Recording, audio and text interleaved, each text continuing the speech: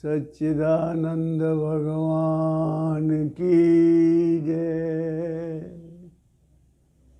गीता जी के दूसरे अध्याय का 17वां मंत्र, अविनाशी तु तद्विद्धि येन सर्वमिदं ततं विनाशमव्ययस्यास्य न कश्चित् कर्तुमर्हति। अविनाशी तु तद्विद्धि येन सर्वमिदं ततं विनाशमव्ययस्यास्य न कश्चित् कर्तुमर्हति। कि जो हमारा असली स्वरूप है वो अविनाशी है, इसको नाश करने में कोई भी समर्थ नहीं है।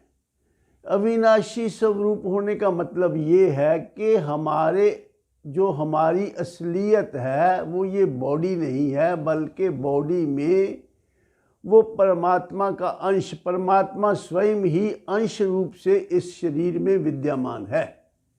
और शरीर ही जन्मते मरते हैं, वो अविनाशी तत्व यूं का तू ही रहता है। अंतवंत इमे देहा नित्यम योगता शरीरिना। जो शरीर है ये अंतवंत है। तो अविनाशी तत्व हमारा असली स्वरूप का मतलब ये हुआ कि हमारे में और परमात्मा में कोई भिन्नता नहीं है। हम परमात्मा से अभिन्न हैं, परंतु हमें इस बात का ज्ञान नहीं है। हमारी अवेयरनेस में नहीं है। जो चीज़ हमारी अवेयरनेस में नहीं होती उसका हमें लाभ नहीं होता। फॉर एग्जाम्पल, एक आदमी कोई सफ़र के लिए निकला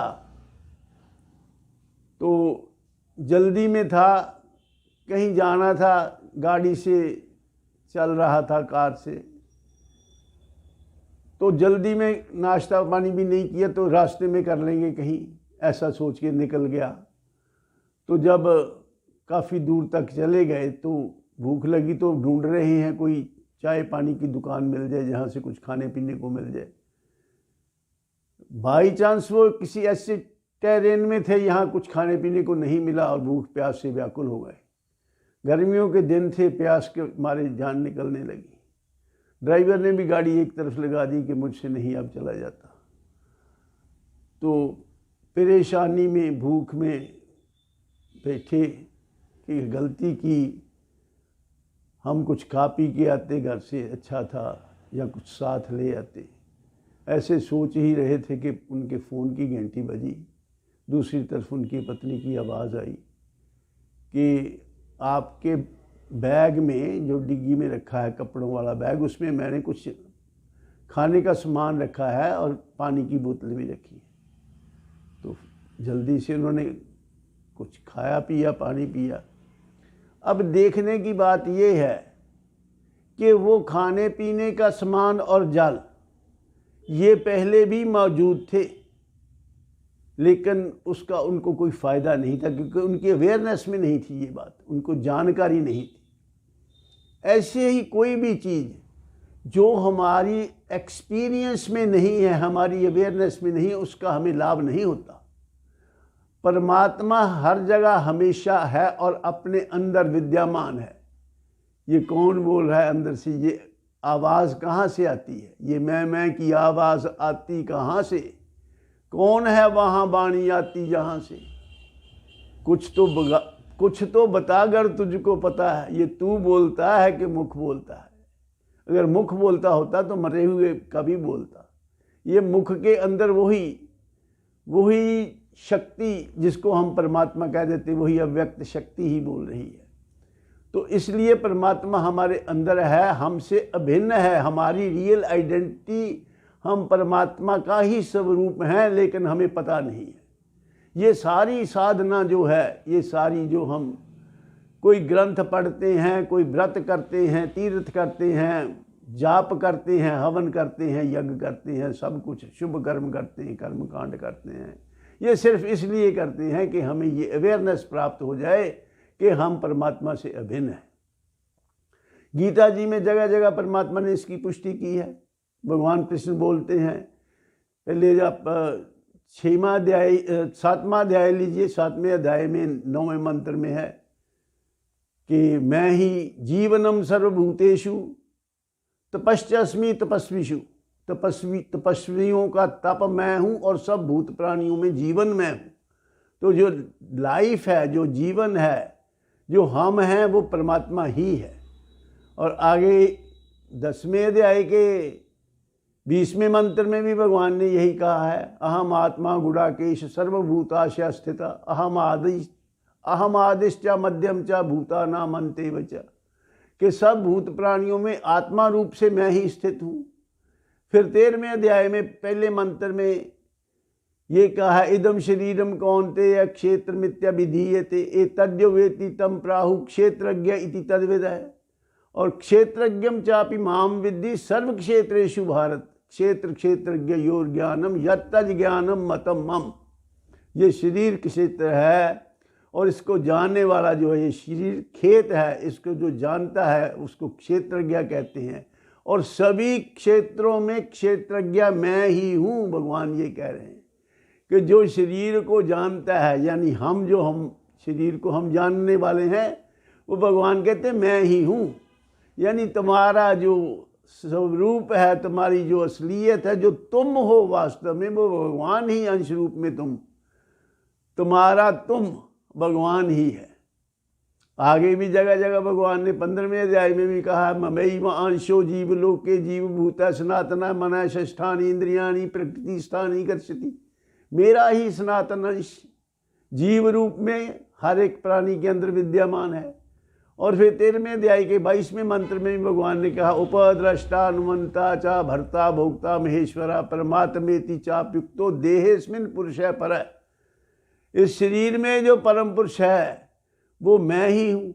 देह में परम पुरुष के रूप में, उपद्रष्टा के रूप में, उपद्रष्टा अनुमंता चा, ये सब परमात्मा कहते हैं मैं ही। सब शरीरों में अंश रूप में परमात्मा ही है।